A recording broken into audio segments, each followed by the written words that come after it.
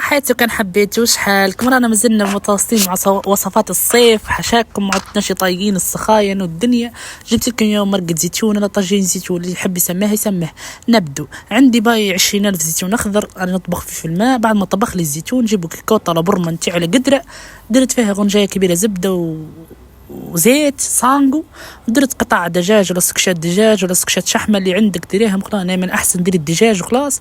قال لي الدجاج يا مدام باش يجيك، قال له مليح الدجاج باش يطلق البنه لازم الماكله تعقل لها. بعد كده درت له البصل، درت البصل ودموعي راهي هابطه بتشي قريب تروح في البرمه دموع من هاك البصل. بعد كده درت شوي ثوم، 4 روس ثوم كبار، 4 سنات يعني مش روس عشان تقولوا دارها ياسر ثوم. عندي الجي سي بيس، عندي الكرويه والملح وفلفل اكحل والكركم اللي صفر الماكله. ما ديروش طماطم حكه، درت الكركم قليت مع بعضهم. عندي هنا تقريبا رطل البطاطا قشرتها كفكاكه خشين. بعد ما قليت المرقه تاعي البصل والدجاج مليح مع الجي سي بيس، درت لهم هاك البطاطا اللي مقطعها خشينه، درتها مليح قليتها هاك البطاطا تقلت حتى معاها شوي.